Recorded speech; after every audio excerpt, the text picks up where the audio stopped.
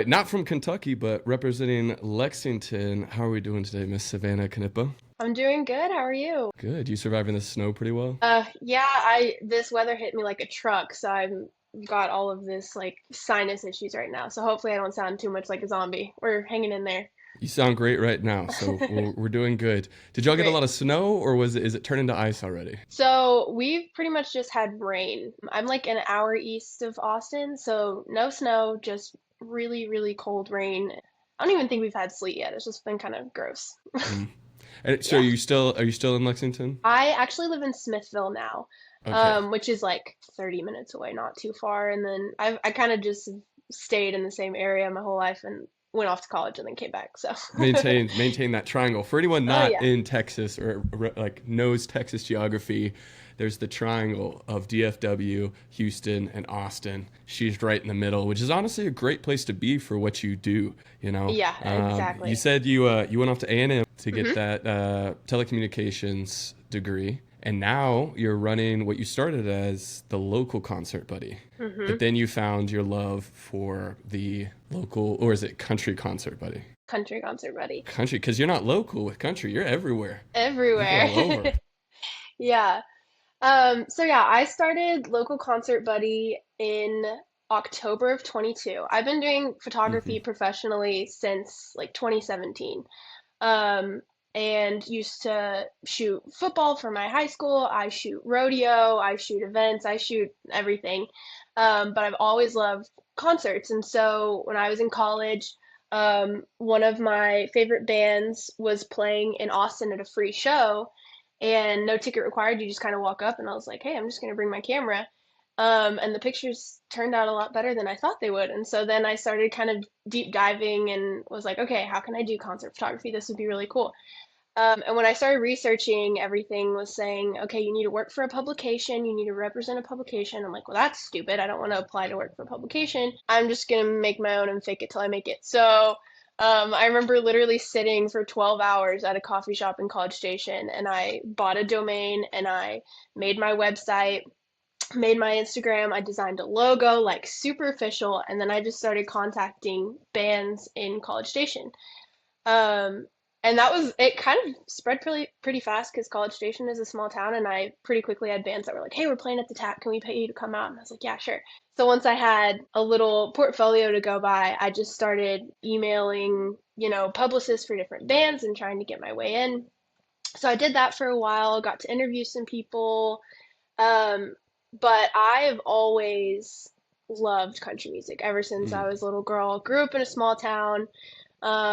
It just it's my favorite genre. It's pretty much the only thing I listen to at this point. Um, and I wanted my publication to be informative, and I think with it's also my baby, so it's just me. And I was like, okay, I can't encapsulate every single genre and give people good content, but I'm feel pretty knowledgeable about country music. It's my passion, it's what I love. So last year I was like, okay, we're gonna hone in and we're gonna do country concert buddy. So I still have local concert buddy. I'm having a hard time kind of letting that go because it was like my first baby. But that's one of my goals this year is to transition fully into country concert buddy. And so beginning of this year, I was like, all right, we got to start big. And I saw that Charley Crockett was doing his $10 Cowboy album release at Broken Spoke. So I was like, all right. So I emailed Broken Spoke, emailed Charlie's team, no response. So I was like, okay, we're gonna sneak my camera in. So I like brought my camera in, and made my way around, made a reel, shot a bunch of photos, did like a little press piece on it.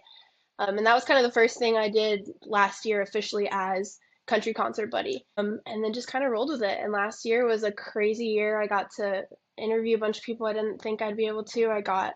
Um, I got to do media for a music festival, which is where you were at, which is how we kind of connected.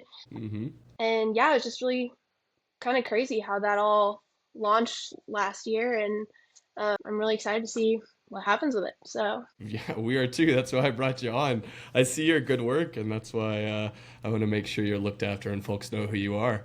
But appreciate it. rewinding, you did a lot of great stuff right there. This is what a host loves to hear. Let's rewind though. I'd love to know about rodeo photography.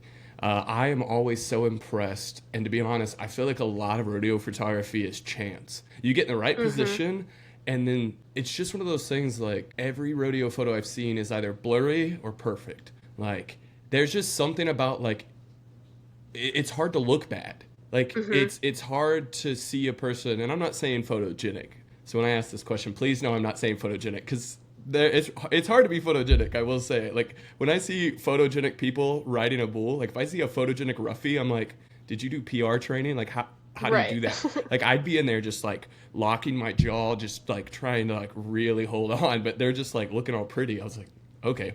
But for you, what was your favorite to get media for? Like, what do you feel was the hardest, and what do you feel was like every time you knew this event was coming up, you're like, I'm there. Like, I can't beat it. So, what kind of I feel like what sparks me into wanting to do a lot of these things, rodeo photography, concert photography, is just me being passionate about something and wanting to get closer, essentially. Hmm. And so, how I shot my first rodeo in Giddings, Texas. They have a big rodeo they do every year, and that's I also kind of call Giddings my hometown because it's just like this little cluster of small towns, and I've lived there my whole life. My dad grew up in Giddings, and so it was one of those things where I know the person that runs the rodeo, and I called him up and I was like, "Do you have a photographer?" And he's like, "Yeah," or "No, I don't. Like, you can come." And I remember it was so crazy because I never shot rodeo before, and he was like, "Yeah, as long as you can jump up the fence real quick, like I'll let you back in the chutes. You can go wherever you want." And I was like, "Okay, cool." And so, what I thought was really an advantage that I had is I've been to that rodeo my entire life, and so it was like, I know that you don't stand by this gate, and I know that the team ropers come through here and the roughies come through here, and I was able to get really close while also staying out of everybody's way, which I think is why they asked me back. I'm hopefully the rodeo is the same weekend as Two Step In next year, so trying to work around that right now, which is tough. But yeah, it's super fun to shoot, but it's also a sport that you got to stay out of their way. And like one of my favorite photos that I took, one of the bulls jumped up out of the chute, and I'm literally like right there, and the bull is out of the chute, and you can see people like waving their hands and hats trying to get him down. And it's like I was like back there, got the perfect shot, and then got the hell out of their way because I did not want to be there. And so yeah, anyway, that was like a really long answer to your question of just like it is a hard thing to photograph, but I think knowing rodeo is what helps me get the good shots because I know where everyone's going to be, and especially at that arena because I've been there forever. And um, yeah, it's just I love it. Definitely something I want to continue down the road of for sure. Yeah, and please take long answers. That's why we're here. This is your time. There is no one I feel pushing like I for a yap so title. long that I forget what the question was, and I'm like, No, I oh, hope I'm I on the answered same your way. question. I get so passionate, I'll follow a tangent. I'm like, okay, I think I answered this one, but let me tell you about this, and I get on a tangent. Right. So don't worry, it's gonna happen plenty of times here. But that's also why people love listening to it, is because they know we're not just gonna cover basic interview questions. We're gonna Yeah. cover the whole subject, right? That's Right. also why further on we're gonna talk about other things, but I want to set up the conversation now of asking from a young age you loved country music, and what do you think now brought you back to it or continued in it? Like, what do you see that separates your country concert buddy from local concert buddy to make it like so important to you that country gets covered? Why country? I think country is such a special place in my heart because it is woven through my entire childhood. My family is very musical. Like if you go to any Knippa Christmas, Thanksgiving, we've literally got a drummer, a mandolin, a banjo, a guitar. We all sing, we all know our harmonies. Like it's like a little bluegrass concert every time we have a family holiday. And there's just so many memories tied to it. Like my dad used to have this old brown truck, and the only CD he had was this Randy Travis CD, and we wore that thing out. And so, like, Randy Travis is just one of my favorite artists of all time. I've got my I Randy was about to Travis hat say on right I now. wouldn't have guessed. What are you talking about? Wouldn't have Who can guess guessed. that? But yeah, I think the beautiful thing about country music is that it's so personal to people and the specific lifestyle, and I think that's why we're so passionate about it. I think it's why we sometimes tend to gatekeep because it's this thing that we don't want changed. And I think, you look at land and all over being developed and big tech companies coming in and all this stuff. I feel like you just have these things that you want to protect, and I think country music is an extension of that. And I think especially when you've got pop artists coming in and feeling like they can make country music, it's just there's so much more to it, and it's so special to people in the I don't know, the community. As I've now been working in the country music industry now this year, it's been really cool to see that everyone kind of knows everyone, and the relationships and the respect for the craft. I just think it's a very um, I don't know. I just think it's a cool group. When I started doing concert photography, my parents were kind of worried about me being in bars and being in that scene all the time. And they're like, the music industry is so dark, and Hollywood is so dark, and all of these things. And I was like, I feel like every industry like that has their things, but I've seen a shift as I've gone into country music of just the people that I'm working with and the kindness and respect that they have for each other that you don't see in other genres. Um, which I think is just a testament of the tradition that country music holds, and one of the reasons that I love it so much. Well, we have never, for anyone listening, we have never had this conversation about how deep that is. To that country music just has a culture, an Hmm. etiquette, a tradition to it. It's almost why I started Honky Tonk Traditions. And yet I knew that you held those beliefs without having to speak about it. Hmm. And so it's so good to hear, like, you just took everything from my script that I don't have. You took it from there. But later on, we are going to get very deep into that and be able to show how that develops into opinions and certain things. But I still want to make sure we cover you and take care of you. And so I'm curious, like, what you had your fake it till you make it mentality, which I will say I love in Texas. I kind of did the same thing with dance, where I kind of just showed up to a honky tonk. I was dancing with someone who was not my partner. Literally just showed up, was dancing with someone, and the owner came up and was like, "Hey, have you ever thought about like teaching lessons, or like do you want to do you want to teach lessons here?" He thought I was like big time, and I was like, That's I had awesome. never taught lessons before. I was like, "Oh yeah, yeah, let me talk to For my sure, for people, and sure. I'll definitely get back to you." Like, and from there it just developed into like taking care of Fort Worth, and that's all I wanted to do. That's why I moved from Dallas, originally from Arkansas. Please, I'm not from Dallas. But living in Dallas a year and a half, I recognized the need we have, which is why I formed Honky Tonk Traditions. I moved out to Fort Worth because this is where it needs to be. Like, if I'm going to be building something on Honky Tonk, I want it to be in Honky Tonk City. Hmm. And from there, yeah, fake it till you make it. Like, if you come in with respect, some skill to offer, and humility, I feel like you can make it far in this industry, Hmm. especially in Texas. What are Yeah. like when you met with Charley Crockett, you met with those certain people that you just kind of went with it. Not did you get to meet Charley? I don't want I to didn't I misspeak. didn't meet Okay, him. No, okay. no, I was like, I no. was about to correct myself, and I was like, actually, don't want to be rude. Didn't meet But him, but I like, did squeeze up to the front there. yeah, like getting to work with him in a sense, his group, because they in the end, I think they appreciated what you did, and so Hmm. um, groups like that, who have you seen though that you would work for them for free pretty much? Like, forget faking it till you make it. Let's say you make it. You're like, you know what? I would be willing to continue doing random events with this individual or this group or maybe this producer or whatever it is or a honky tonk. Like, who would you love to just continue to work for even after you make it? Um, so I have a perfect answer for that. In August, I interviewed Hudson Westbrook at the Tap. And I had DM'd him that summer when he announced his tour dates, and I was like, "Hey, I want to kind of Settle steal or down, stake a settle claim." down.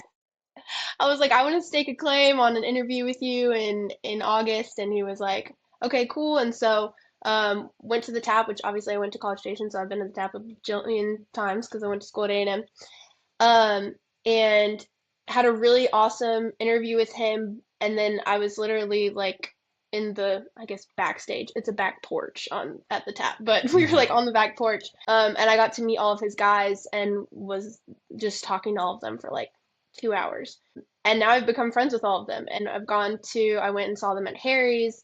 They got me a pass at the station festival, and I hung out with them there. And they're just a really, really good group of guys. Like Hudson is a really good, genuine guy, and all the guys that he has with him are also genuine guys. And it was really cool because whenever he blew up online, and then of course you've got all the business side coming in, and now they're styling him and they're sending him to Nashville for collaborations and things like that. And one of his guys said that they had offered to give him a new band, and they're like, we'll bring some guys in from Nashville and like fill up your band, and he said no. And these are his college buddies. He's like, absolutely not. Like, we were playing in a garage, I'm keeping these guys with me.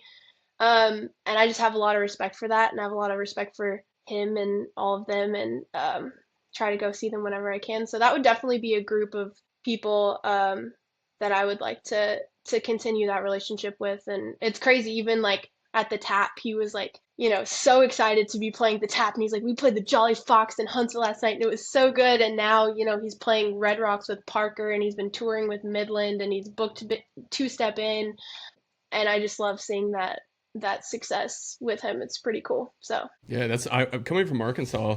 We have a bit of a scene, but it's like it's nothing compared to the amount of like pool y'all have in Texas of guys starting out when they're like 12 with the same it's guys. crazy. And it's like the same Yeah. time I was blown away when I learned that football they pair like triplets, and they'll just put three people together from like third grade up until they graduate. I'm like, dang, y'all did the same thing Yep. with music too. So I'm like, that's maybe we need to start doing that all over the nation. It's just pairing people up at a young age and just stay Mhm. where you're at. But that's what I do love is how much opportunity there is here, but that opportunity doesn't lose its character. Most other places you would go, when there's opportunity, it's in a big city, and it's like, then you have, like you're saying, a business execs come in and they get to put their hands on it, and they're like, we're here about numbers. But it seems there's a lot of like really good spots in Texas that protect the authenticity of these artists and Mhm. protect the authenticity of themselves.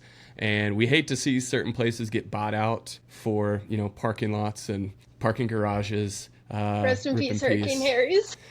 But we do have other places that still strive and do well in that. And for those who have never been to College Station, the Tap is a great songwriting spot. A lot of people give credit to the Tap for their start. A lot of the people I interview, they are around the area, and if not, they Mhm. still play at the Tap and they love it. And I also think it's because of the people. I think people like you, everyone who goes there to enjoy music, they're respectful of these artists. There's always gonna be the group that wants to take advantage and like get in with Hudson before he's big, and like they think he's cute, and so they want to flirt with him. Obviously, like that comes with the territory, right?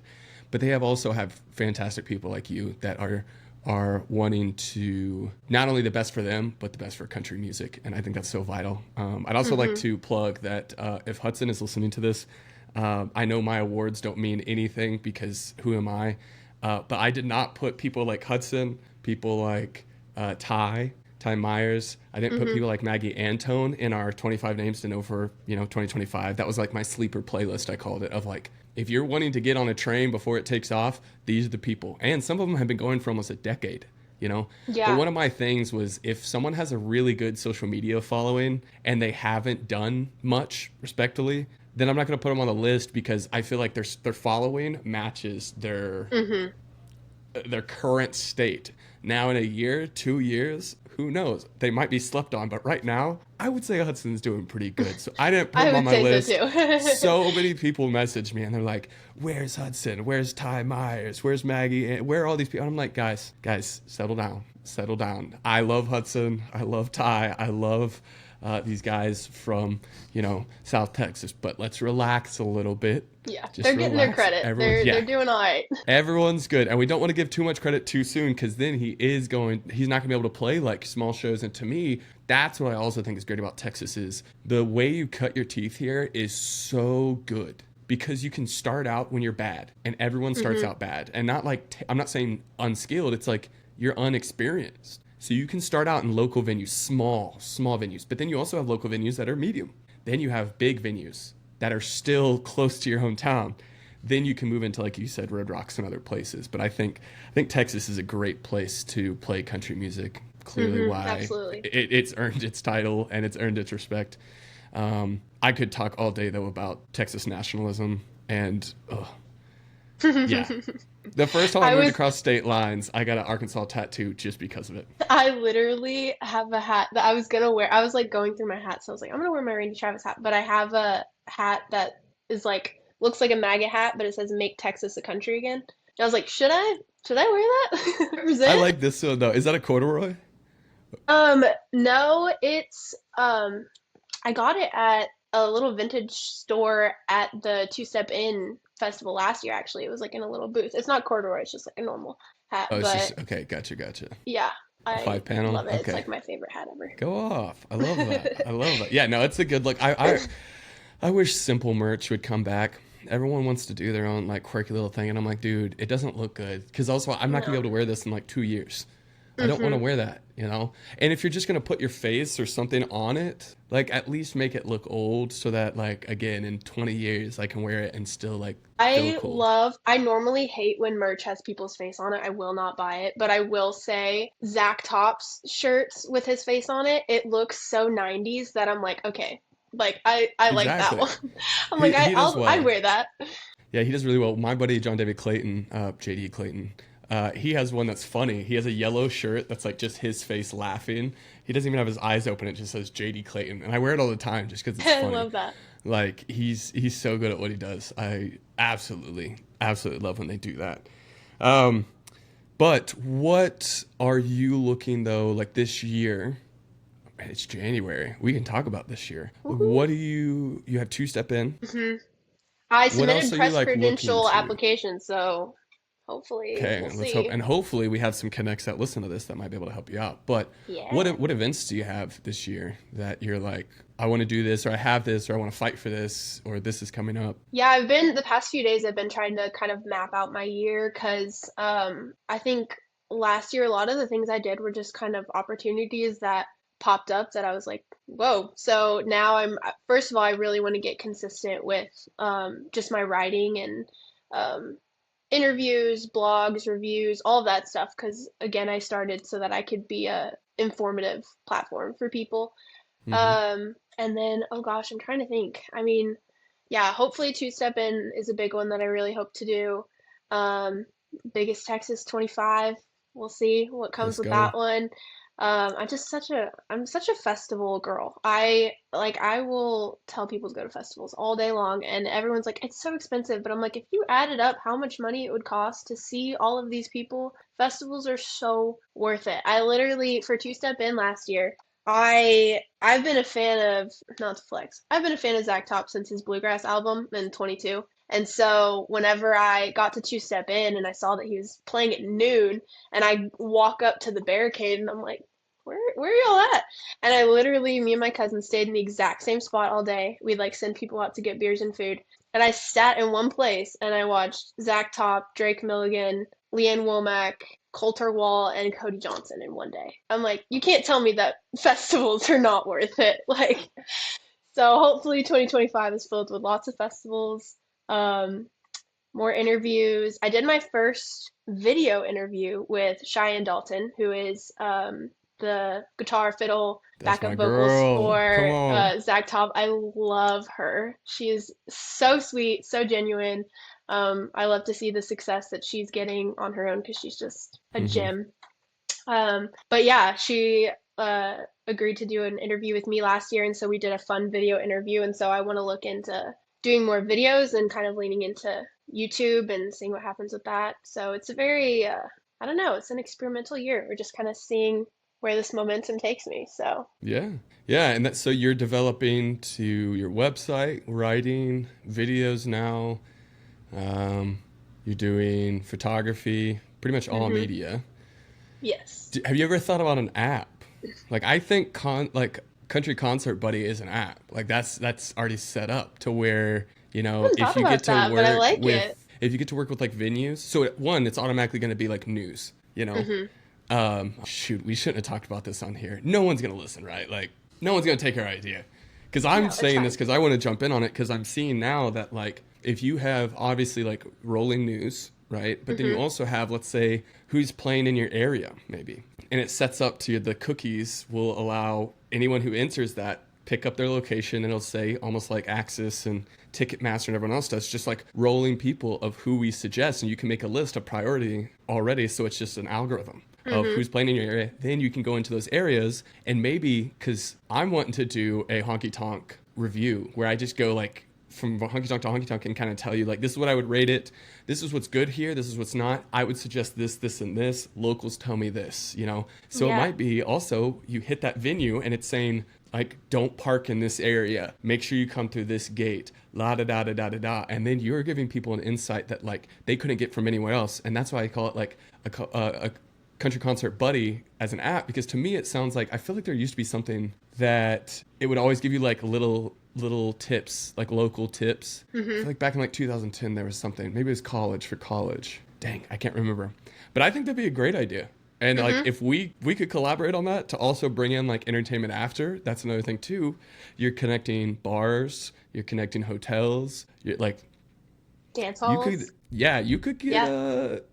I'm just saying something's there. I mean, it goes hand in hand with the reason I started this, and the reason I chose originally the name Local Concert Buddy is because I was wanting it to be like teaching people about concerts and concert culture. And I've always been the person that like my friend's favorite band, I see they're going on tour, and I send them, the tour dates, or like I'm always kind of trying to keep everyone informed, and that's what sparked me to start this is just being your local concert buddy or your country concert buddy. I have a blog on my website that's just like what to know for your first ever concert and like how it goes down, how to, figure out when doors open and what does that mean for when the opener starts and, all those little tips. So I really like that idea because it's exactly why I made this platform in the first place. So maybe we can talk about it. I Well, know that's nothing about app actually design, but I like the idea. hey, that's not difficult. That's not difficult at all. I that's actually a perfect transition because I would already just love to invest and say let's team up on this because I want to see that succeed and also I already have input and also we just our missions, our skills, everything just kind of already aligns. However, I don't have any of that capital to be able to do that because the market right now, to me, how I describe it to non-dancers is if my whole thing about honky tonk traditions is I sell in the sense something that's made in the USA. That's all I do. Only products made in the USA. That is what I stand on. That's what I do. That's all I care about. And then other people, my competition, also says they're made in the USA, but then they openly talk about how everything's manufactured in another country, right? But no one cares. And they buy the other products because they're made in the USA. I don't even have to like try anymore. Early on, 3 years ago, I was having to like pull things about like, oh, well, y'all don't realize, but in history this happened, or did y'all not see this post, or like how they're talking about this, they don't get it. And I was having to really fight to get the information. Now, people are just openly like, oh, yeah, we don't like line dancing to country music, or, oh, yeah, we don't really care about the honky tonk, or, oh, yeah, we think West Coast swing is better than country dancing, but we still get paid thousands of dollars to go instruct country dance. So it's like the market itself is openly admitting they're not for country people, they're not for country culture, country tradition. You know, we care far more about the idea that is, as long as everyone's having fun and no one's getting hurt, but they refuse to give up the title, anything with country. If it's a country musician, a country dancer, a country critic, they refuse to give up the culture. Because But it's they, trendy. It's trending right now. well, so what do you see is a consistency though, maybe besides that trendiness? Why during this time, 2020s, now we're in the country renaissance, we've almost been in it for a decade. What about it do you see specifically that these people are so drawn to wanting now to be seen as country? More because I think it's more than just being cool. Country always has it, and there's those clear people, those people who are just here because it's cool in the sense of it just being cool, like trendy. You can tell. Those people from, New York City that just drop in a two-step in and you're like, you're not going to be here long. That's fine. Like, you're not an issue. You are actually great because you're just a tourist. You drop in and you leave. What do you see that those people who stick around, those people who are really trying to make something of themselves, but genuinely do not care about the culture? What do you see as the commonality, maybe, or maybe you see more than one thing from your experience? Why do you think they want that? I think the authenticity of country music will always attract people. Come And on. I think, not to get super political, but the world is crazy. And I think the tradition with country music and country culture is just a beautiful thing. And I think it's something that people are drawn to. And again, like I said, with the country music industry specifically, like the bonds with the people that truly care about country music is very strong. And one thing that I think is really interesting is I'll find an artist that nobody knows, that I feel like nobody knows. I'll talk to my friends about them. Never heard of them. They hardly have any monthly listeners, whatever. I'll go on Instagram and they're followed by all of my favorite country artists. And I'm like, interesting. So y'all know who they are. And it's just, I think it's really cool. Again, just like that community and the people that, like us, it's country music is so woven into our lives. And it's not just about the music, it's the lifestyle, it's everything. It's who we are, it's what we strive to be. It's about hard work and integrity and honesty, and I think that's something that's always going to draw people in. Hmm. So you think a lot of people are like, they don't have an identity. They've kind of lost themselves in this crazy world, and country seems consistent and has a good foundation that they feel welcome and comfortable here. Yeah, I think so. I think it's just it's simple. And, I think we're in the world, everyone's just walking on eggshells at all times. And I feel like country music is just a breath of fresh air. Hmm. And to just be able to be like, oh, okay, like it's a, I don't know, it's a safe place for me personally. Yeah, that's you've probably had this experience a lot. But I just recently realized after I had to do all these awards, I was going through a lot of my artists, and I realized truly how blessed we are to live during in this time, and especially for someone like me, small town Arkansas, to be able to be connected to so many great people so easily during this time. Because what I realized is I was going through certain artists, and I was making these playlists. I made so many playlists. And I was adding these people in, and I've kind of stopped looking at monthly listeners. Like randomly, I'll hit it, but there's so many artists recently that I'm just so impressed by. And the second I heard them, a second I was introduced to them, I was like, they're great. They're gonna do great things. They're great. Blah blah. Blah. Add. I don't even think. As soon as I see their name, add. And I recently realized making these playlists, I followed this rabbit trail, and I noticed that like out of this one, the top, my top 10 songs, I added 100 songs on the playlist. I only talked about 10. Out of the 100 songs, I was like, half these people have an average of like 1,500 listeners a month. Less Hmm. than 10,000, definitely. There was like two maybe that had like over 50,000, but everyone else was like less than 10. Easy, easy less than 10. And it just blew my mind that I'm like, I was sitting here thinking these people are like about to start doing festivals, about to start, headlining, and they don't even have 10,000 listeners a month. Like, wow. And it's all because of connections. I would listen to Hmm. one person and they would either feature on a song or they'd mention them. And then I was instantly like, let's go listen.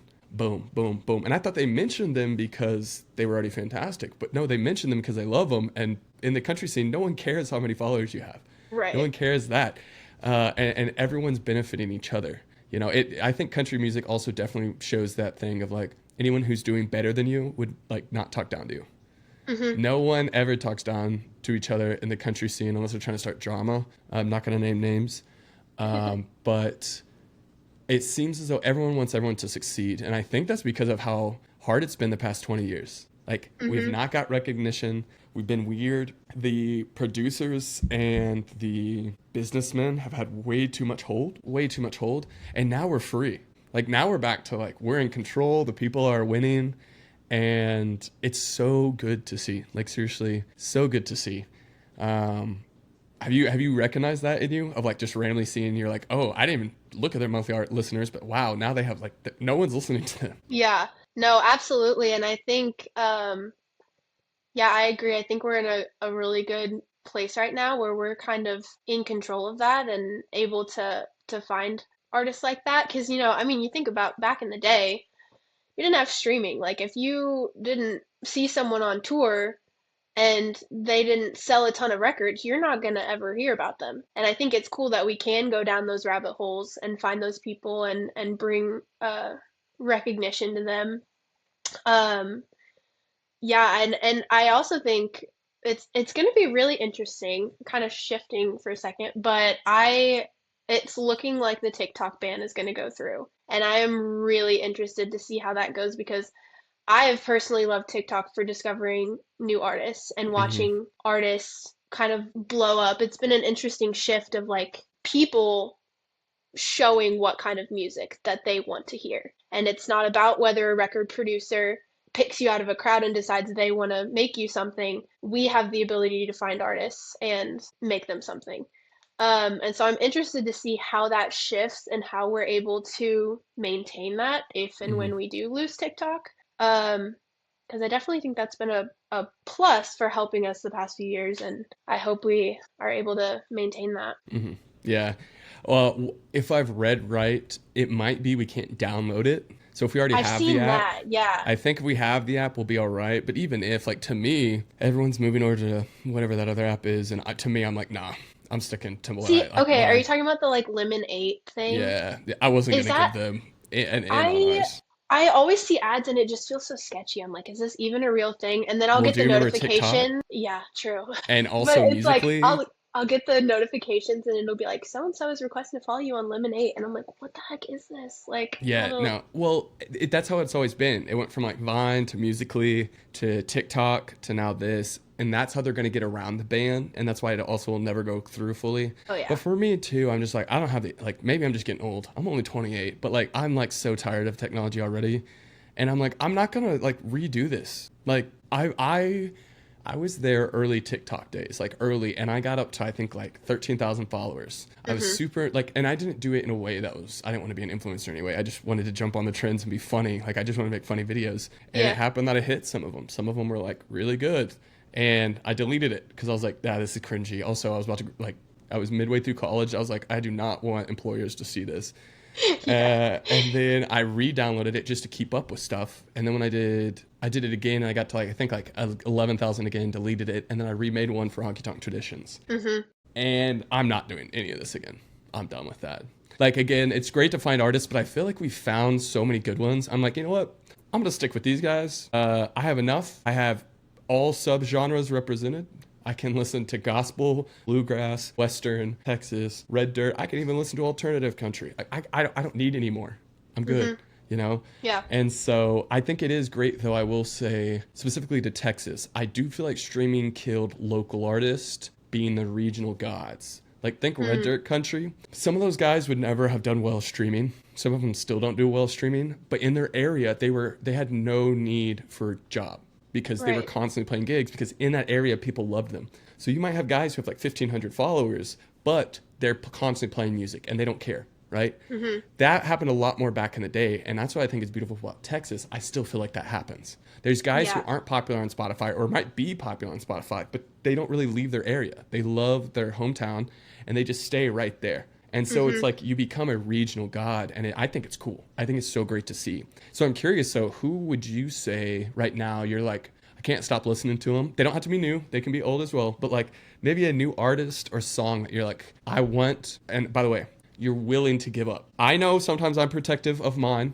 I also know with the job, you constantly have to mention new artists. And I still keep kind of in my back pocket. I still don't talk about certain artists. I'll talk about a Hmm. lot of new artists I find, but there's certain ones I keep in my back pocket. I'm like, I'm not telling anyone. So Yeah, feel they're my free secret. to keep those to yourself. But who would you be willing to offer up to your listeners right now? Like someone that you're loving and maybe a song too that it doesn't have to be from them. It can be a different song, different artist, but talk to me about that. I would say pretty much all of last year, one of my favorite new artists is Coleman Jennings.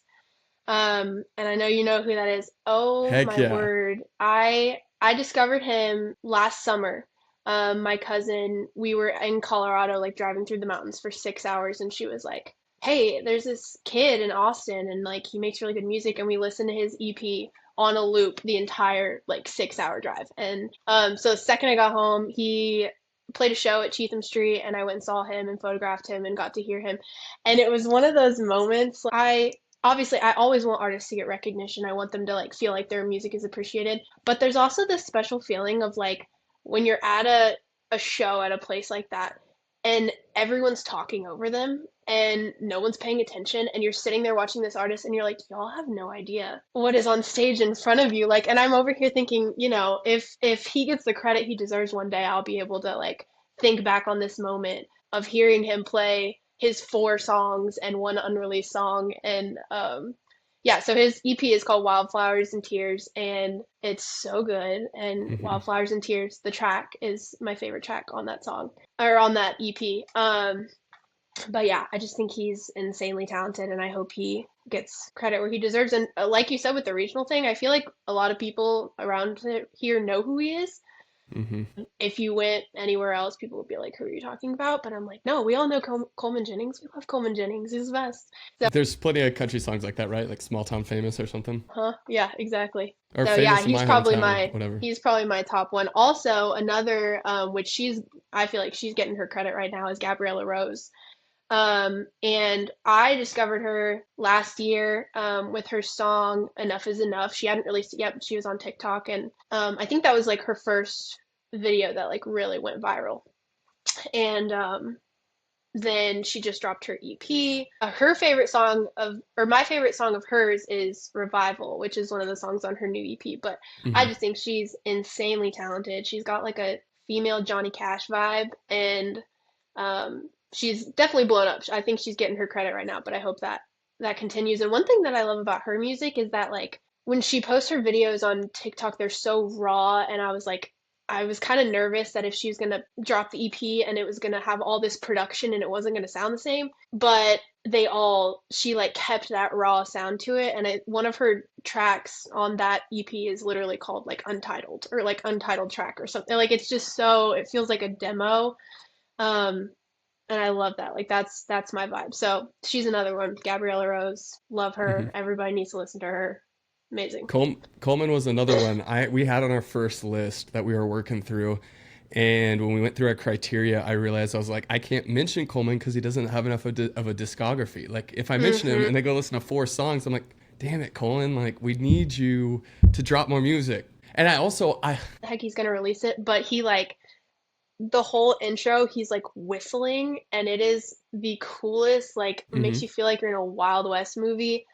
And I'm just waiting for him to release that one. I'm like, dude, I need an album now. Now I'm forgetting too. He had one that he had going for like last year that was Hmm. really popular. I feel like it was a cover too.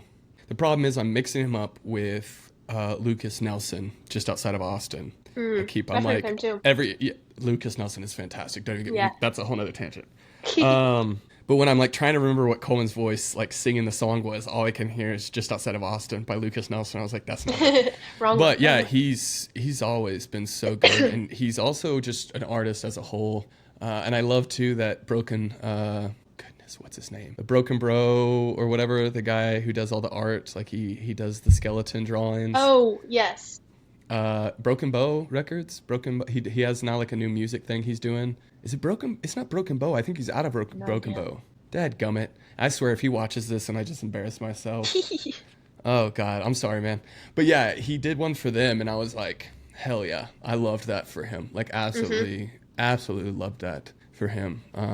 But it's see like stuff like that. It gets me so excited about our scene, what we do here, because we're so blessed to live in this time, and through how crazy the world is. I just look back and I'm like, I could have been born at a different time. And I went and got to see Zach Top open for Flatland Calvary, and I that was a know. show where people were talking during Zach Top. He opened for him at Billy Bob's, That's and they were crazy. talking the entire time. We were all dancing. My whole group, we had like 30 people there.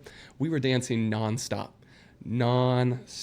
and everyone was just talking. No one even knew the I music. had no idea. And it's funny too to go back because now during some of the songs, people are like, "What song is this?" And I was like, "It's unreleased. I don't know." And now I go back, I'm like, "That's I Never Lie," and that's a cowboy like I just now we know Yes, him, I love so it's that. cool to have. But we don't play around with Zach Top. When he came also at Billy Bob's this last time, I re-dislocated my shoulder. We reset that, got back out there because I was like, I missed one song. Like I was like, Oh my I'm God. not playing. All I did was tuck my arm back in and I kept dancing in a closed position. But nah, yeah, like the week earlier, I was messing with this really rank heifer, and I mean a cow, not a woman. People, for some reason, legitimately think I meant, like, I don't mean a heifer, and I was like, no, a heifer. And the sucker, Actually. like I had a halter, and I pulled as soon as she jumped and just popped. Oh, And then I redislocated it again. But I learned to reset it myself every single time, so we're good. And that's what there you happened is go. I was dancing, spun a girl out, and she kind of pushed past my shoulder, and it just slipped. So I walked her off the Ah, floor, went up to the DJ booth, and set my shoulder up. And then my buddy, who's a Marine, came by, and he's like, "All right, let me get you." And we just boom hit it, and I was like, "Okay."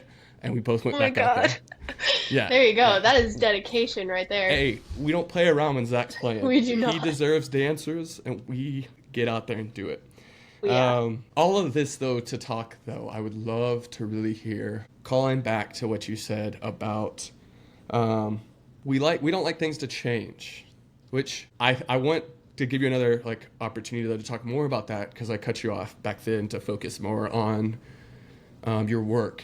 But I think you're good with change. Like that's why we're naming artists that are brand new. Like we're okay with change, and people would take what we said 30 minutes ago and say, oh, they're gatekeeping. But where do you think gatekeeping plays into this staying the same? And where do you think also like the balance is between, protecting what our parents gave us, protecting that nostalgia, that etiquette, that truth, and then also, giving space for people to grow, giving that opportunity for things to actually evolve so that when this renaissance ends and everything goes back to being uncool, we're still healthy, we're still developing. And so hopefully if we do get another renaissance, which I'm nervous with the way farming and ranching is right now and how much land we're losing, how many family-owned farms we're losing, how many men in agriculture we're losing a day. Hmm. I'm nervous because I don't know if we can last 20 more years, but that's been said before. What do you think, though? Where do you think the balance is? What have you seen that you would really love for people to continue doing or maybe not continue doing? I just want to hear your thoughts on the scene when it comes to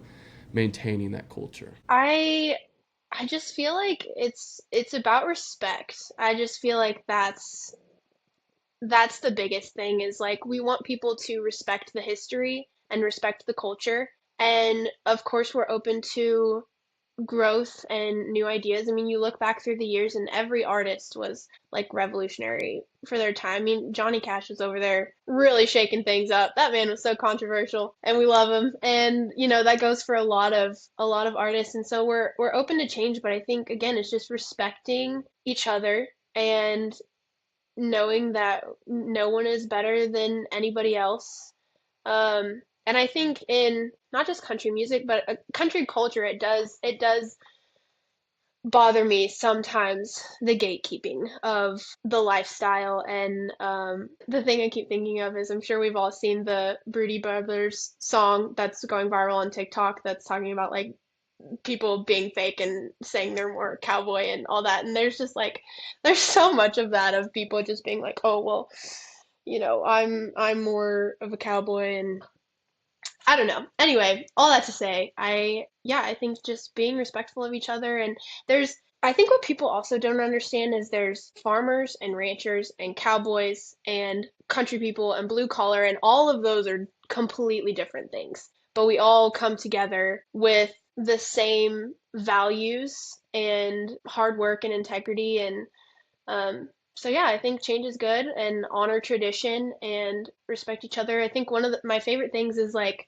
how it unites people of all ages. And I think that's one thing that I love about keeping tradition alive is that, I like having things to connect with the 70 and 80-year olds and, and hearing their stories. We collabed on a reel about it. I went to a Hank Williams tribute and I was the youngest person there by about 30 years. My dad was like young in the room and he's in his 50s. And it was one of my favorite nights of last year. It was so fun and it was so cute because the singer, his name's Wyatt, he would start a song and the people would start clapping, the little old people would start clapping at the beginning of the song because they recognized it. And it wasn't like clapping at the end of the song. He'd start playing and they go, and they'd all start clapping because they remembered that song from when they were younger. And then you'd see all the little old men grabbing their wives and taking dancing. And I just think it's beautiful moments like that of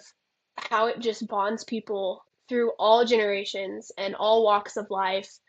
Um, and yeah, I think that's something to be protected. Again, folks, we have never had this conversation before, and people who know me and know what I've taught will recognize that that is word for word exactly everything I say. Like, that's insane the way also you described it. Like, we share the same conviction. And again, that's what I don't think people understand about gatekeeping in the sense that they describe gatekeeping is you and I would never gatekeep each other or like question each other because our convictions are shared and we notice each other's convictions. We could be talking about something else. We could be talking about cars or we could be talking about food and recognize that same conviction and like how we treated the server. And it's like, there's something different about you. You're not like a normal like Fort Worthian, or you're not like a normal, person of this time. What's different? And then boom, you catch on to these little things of, oh, you're from Texas, or oh, you like this artist. There has to be something different.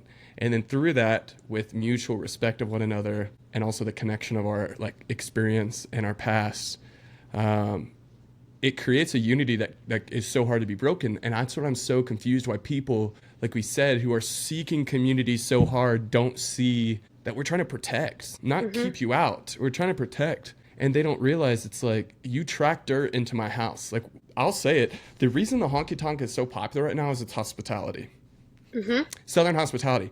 But when hospitality is taken advantage of, that's not only disrespectful. Yeah, like, and that's the funny thing too, is then you try to play victim. And the hardest part for me too is when, again, the honky tonks don't back me up. Because then I just seem like the sole guy who's like kind of the asshole that's like, oh, he's just, bitching and moaning over here. Look at him. He just can't, like, he's gatekeeping and also he's just whining. And it's like, why am I the only person talking? And a lot of people don't feel comfortable talking specifically in the dance community, which is why I'm trying to kind of open that door to a lot of people. Because I'm like, guys, your experience alone can teach them, like, just get in here. No one cares about your skill. They'll try to call your skill out, and I've had it done to me 1,000 times, but I've never built honky-tonk traditions on skill because in the end, it's all about etiquette. It's all about etiquette. And what's funny is I actually started this with the idea in mind that the second the floor at Cowboys Red River becomes safe, when everyone starts dancing well, we all understand, and at least the dance community understands, they don't have to follow it. We're not policing. Like you said it really well. You said you can dance however you want to any style of music. We just want it this way when you're here. I'm the same way. So I thought in my head, when it becomes mainstream, I'm going to leave. Honky tonk traditions is going to cease to exist. What they don't realize is they open the door and create a fight in me that now I'm not settling for the honky tonk.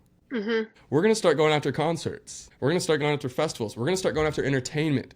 We're going to start pretty much purifying everything we can because for me, specifically in the honky tonk, but you know it everywhere, if cowboys, farmers, ranchers, rednecks, blue collar does not feel comfortable in the country scene, what are we doing? What if you go to a concert and these guys feel they have to stay to the corner or in the back or they don't want to come back, what's the point? Like, it's like the masses got so uncomfortable that they made us uncomfortable. And that, to me, I'm like, it's funny to me that, like, a lot of people haven't fought. I think that's very good for the city folk and the people who want to try to appropriate what we're doing here. Like, you're lucky that we don't have many fighters. We realize that, like, jail time is not worth beating the shit out of you, to be real. Because there's so many times I'll go in and I'll consider it. But then I'm like, this is not about me. This is not a good look for the honky tonk. I'm not going to make this entire event about John Carter. Like, it's pretty much a humbling thing of like, how much can my name take? I'm just going to allow people to talk bad. I'm going to allow them to lie. I'm going to allow them to just, we're just going to keep hanging out with Cheyenne. We're going to keep hanging out with our boys Hudson, and we're just going to relax and let people try to wrongly present what we do here. And when that fails, which I'll tell you it is, 2 steps coming back. So you'll be happy to know that because, you 2-step going up. So it's coming back. It's coming back. But the thing is, too, I hope that all other stylists come back as well because we have folks who are Hudson's making waltzes. We have a ton of young guys who are making waltzes, polkas, and triple twos. And that's what I love is these old people recognize it.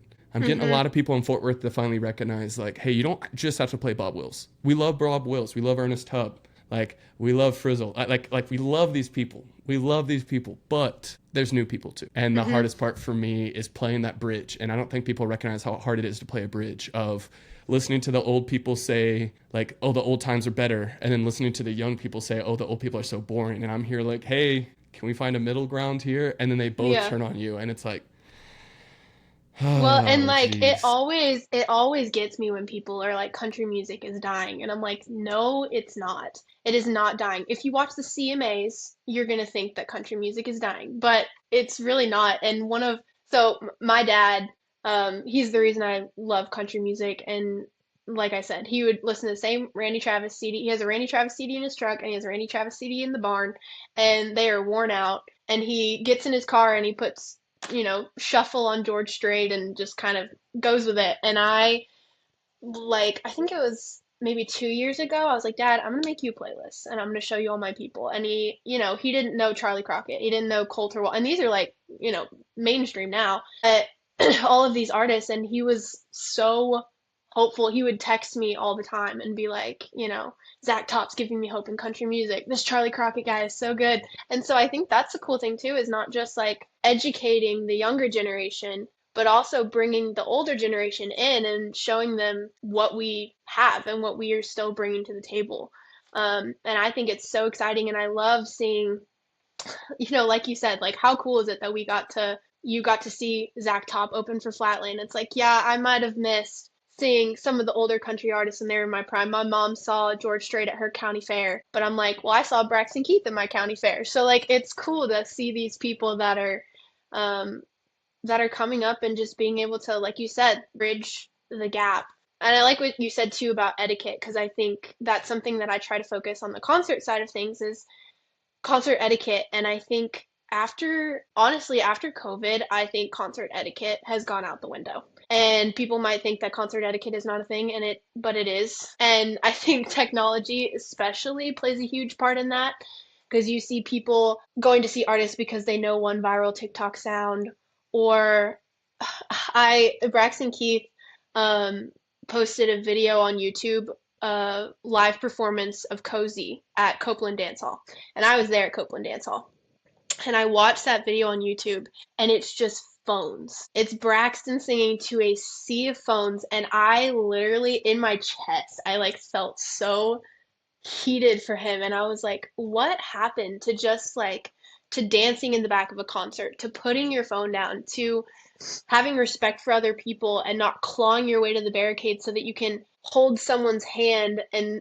put a phone in their face. Like it's something that I really want to, like you said, bring back the etiquette. I went and saw Molly Tuttle and Golden Highway at Green Hall, and she's one of those artists that I feel like gets a lot of recognition from people who just really love bluegrass music and just Mm-hmm. traditional music. And Mm-hmm. I loved that concert because the crowd was a little older and no one had their phones out. They'd maybe like film the first 20 seconds of their favorite song and then everyone was just listening to the music. And it was so refreshing to me. And obviously I work in media, so I'm filming and taking pictures and like it's a double-edged sword, but I want to bring back that etiquette to concerts, to dance halls, to all of it, because it's going away and it can't.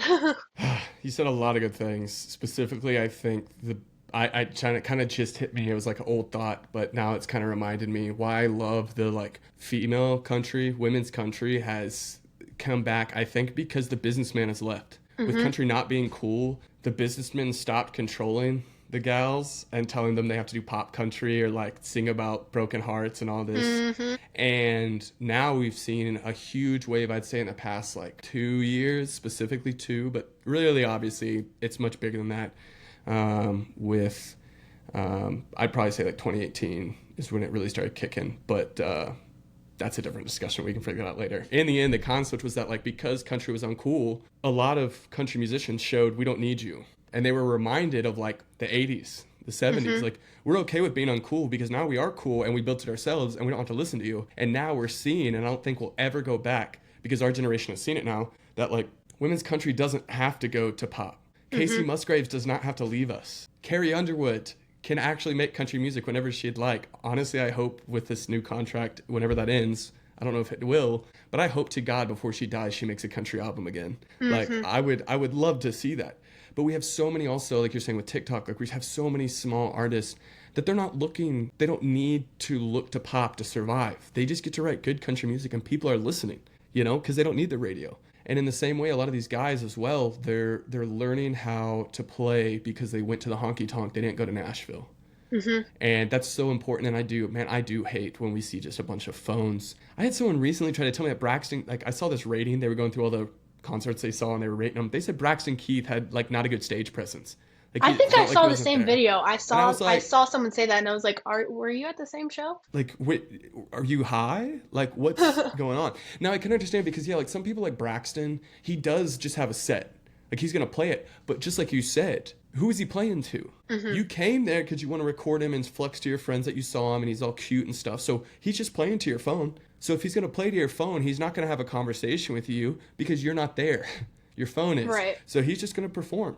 And I've seen that side of him. I've definitely felt that sometimes, but there's so many times where he makes sure to call out, who's here, what's going on, talks to you. And to me, I'm like, what else can we ask of him right now? There's nothing else we can do. And that's what I also think dancers have forgotten. They're here to hold the musicians responsible because if we're out there dancing, having a great time, they're playing. And that was the fun part is sometimes the bass, he'd start kicking up and he'd go faster. And then the Hmm. drums would start building. And like the artist would play jokes on the dancers to see like who can maintain it. Like we're going to do a polka and we're going to see I how love fast y'all that. can go. And they just play. And then it's that way of like, let's say we have a group like in Fort Worth. Maybe Fort Worth reacts better to this song than, Phoenix, Arizona does. And maybe Oregon responds better than, and then there's that competition of where's the best dancers. And he can travel and tell people about us. Not only that, but also we can hold him accountable and tell people about him because we're like, he didn't play one dancing song Hmm. and the dance floor was empty. And that's your sign of rebellion. It's like, instead of standing on the dance floor, open it up and let him see how does my music like respond to these people? How does it connect? Because if we don't, it comes then to, like we're saying, who's on their phone? Who's going Hmm. to replay my song the most? Because then I can get to a stadium. I don't have to go to these honky tonks anymore. No one's dancing anyways. So what's the difference? So Right. why would I sell 2,000 tickets when I can sell 20,000? Everyone's going to take that. So it's like we're losing our ability to hold our artists and honky tonks as long as we can because we don't have dancers, because we don't have etiquette. And I would honestly, we need to collab in the future on a concert etiquette video. That would be great, Absolutely. especially if we I can get artists in actually, there. I'm moving to Fort Worth next year. So, yeah, around October probably, because that's when my lease is up. I'm relocating to Fort Worth, which is the Come plan on, right now. So, lots more collabs in the future for sure. come on, come on. Well, I think that's a perfect place to uh, give the side to you, give the show to you, and let you tell these folks, where can they follow you on social media if they liked what we talked about and want to hear more. Again, we kind of talked about what you have coming up, but maybe if you have any big dreams you want, and if anyone's listening to this, you kind of want to give them a shout out, or anything you just want to tell these folks. The floor is yours, Miss Knippa. You just let the folks know what you have to say. All right, yeah, so you guys can follow me on Instagram, TikTok at Country Concert Buddy. Website right now is still Local Concert Buddy, so you can find me localconcertbuddy.com. And yeah, stay tuned. Lots of photos, lots of interviews coming up.